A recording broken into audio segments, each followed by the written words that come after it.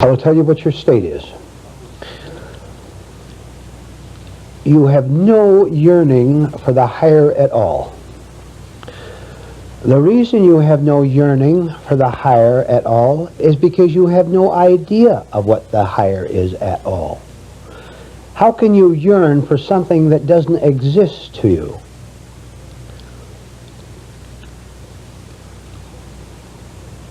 What you have is a dissatisfaction with what you have.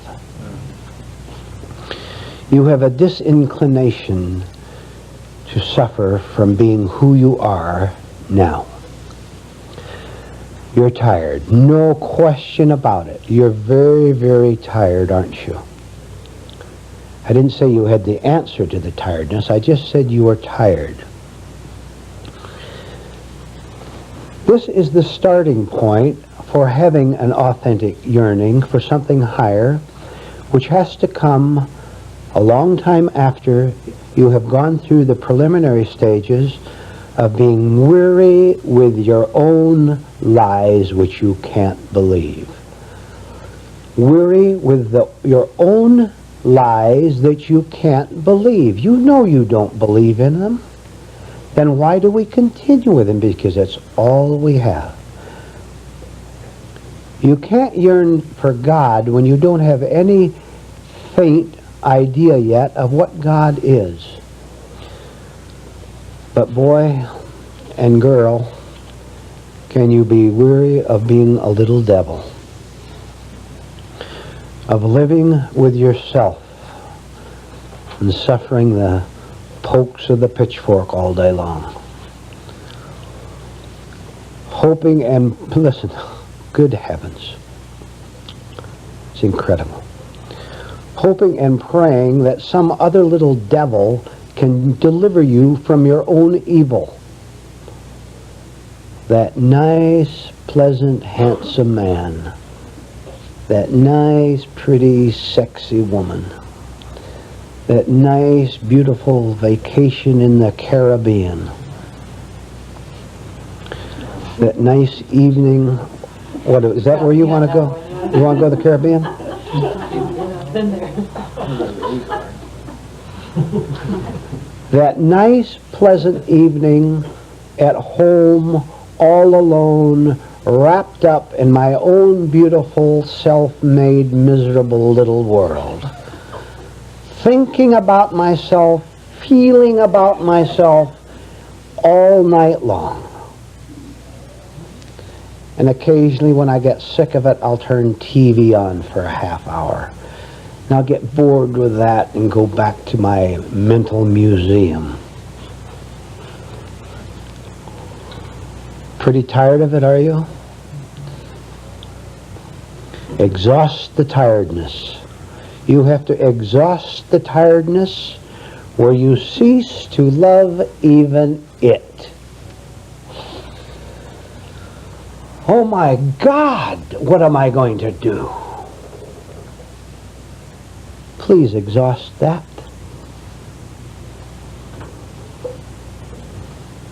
What a beautiful role that is. I applaud your Academy Award. God help me.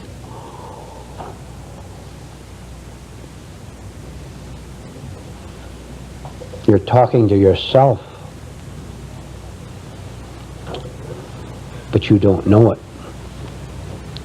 You don't know you have erected your own God out of your own experiences, desires, imaginations, feelings, desperations. You're worshiping your own ideas and you never ever knew it. You want an answer from your own neurosis, you will get it every time.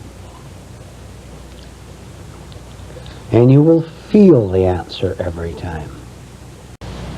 You start to dare today to be without rewards from other people that you are customarily taking as valuable, as necessary, as pleasant, as exciting, as comforting, as happy.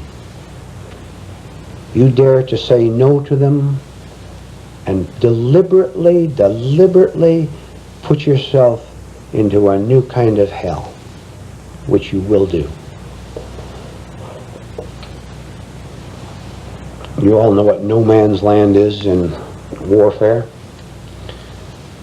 You know, the one army on the trenches on that side, the opposing army on that side with no man's land and all the barbed wire and the craters in the middle.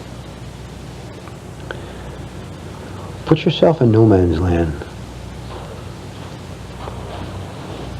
where you're neither with your friends or your enemies.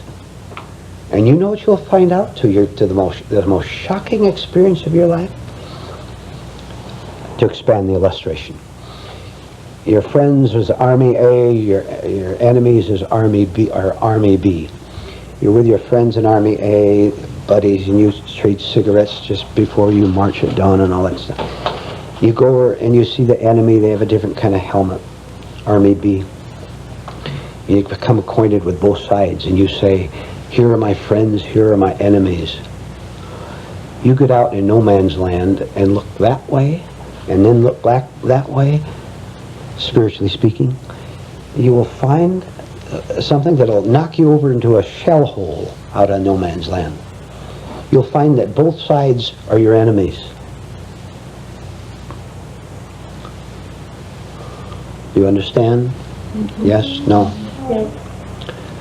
Simply because you have invested emotional identification with Army A and said, these are the good men. These are the nice people, and I being nice, naturally I'm on that side. These are the bad ones over here. They're both bad, see, you understand, simply because you have identified with one side. They're both bad. If you cancel them, no problem, they'll both become good. The second miracle, they both become good and right because you're not even in no man's land anymore, but way up on a tower where you can see both sides, and you can be over here or over here without being hurt. Because now you understand the opposites, and you can be in either one. Which means, simply, you can have friends, and you can not have friends. You can have sex, and you can not have sex. You can have marriage, or you can't have marriage. You can have money, or you have no money at all. What's the difference? You're up here. There's no good, bad, nothing anymore, as you used to call it. All of which means that your emotions are now of a much, much higher order, and they themselves have become a power to you, whereas before, all these clinging emotions and these desperate emotions and these dramatic emotions, they're not in charge anymore. All right, back to an early point. You work very hard to watch yourself about to slip into what kind of false feeling? You know. At the minute it starts to take you over, at the minute it starts to take you over, I don't care what right idea you throw in there. Any good idea is a good idea. You throw it in there, and that in itself, even though if it only lasts a split second, will tell you that it can be done, that you can't, you can do something other than submit to the false enjoyment of being bitter. Bitterness being a good example.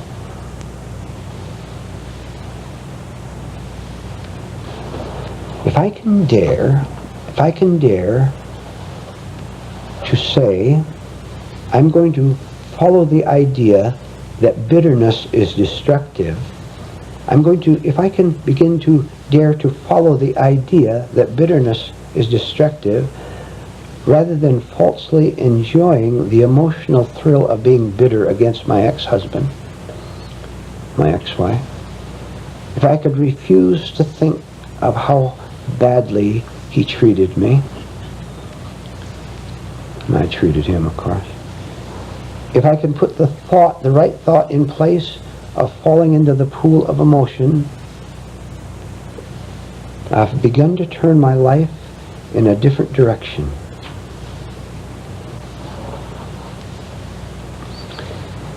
At that moment, ladies, gentlemen, seated here and listening to this tape, at that moment, I will guarantee you, if you will succeed in doing this one little example that I've given you, you will for the first time know what it means to experience a higher emotion.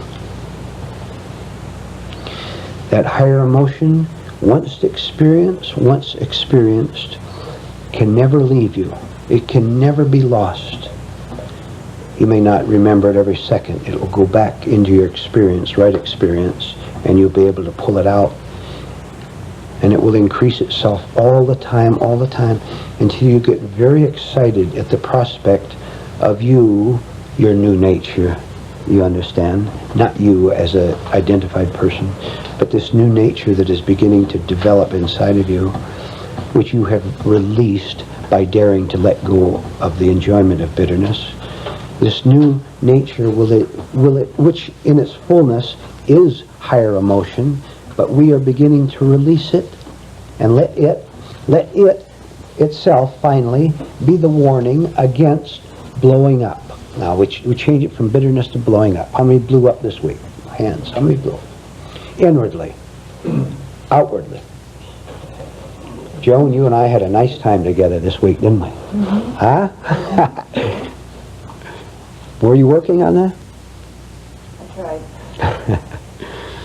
Yeah.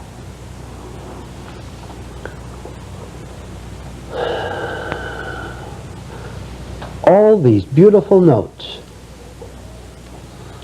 that you have written down and that you read in books have power if recalled. If you remember them and remember yourself, will begin to give you a new direction. That's the message. That's it. Now what are you going to do with it? All right. We're going to take a break, but I want you to do something special, please, in the next 10 minutes during the break. Go ahead and have donuts and coffee and enjoy yourself talking with each other.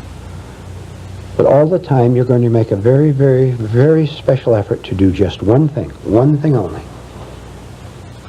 You're going to put every ounce of energy you have into seeing if you experience, during this 10 minutes, even the smallest negative feeling of any kind. The smallest. You said something to someone and they didn't answer quite the way you wanted them to, or thought they should have, or they weren't enthusiastic as you thought they should be over what you said. The smallest. You take that and write it down. I was disappointed over so-and-so's response. You might, if you were able to write them down all day long, you'd have to have a book as big as a telephone book to fill them up. Because you don't believe that you're doing this. You don't believe it because you've never seen it. Try to see. You will be congratulated if you write down just one. Now don't fake it or anything. Don't go into imagination. Try to catch an authentic negative feeling of some kind. That has to come first. After that, you could throw a right idea into its place as you begin to see it take you over. If you can do that, fine. And stop it. Stop it in its tracks. A mind operating rightly, a whole mind operating rightly, has complete power over all self-destructive feelings. Just remember that. A mind operating wholly, W-H-O-L-L-Y, has power over self-defeating feelings. Now, isn't that nice to know? Now, all of us here have been given something by God. We've been given a brain. We've been given a spirit. We've been given the opportunity to become whole. No one in this room is without the opportunity. All right. I have given you a small opportunity out of the large opportunity to observe one small negative feeling in the next 10 minutes. Take 10, please.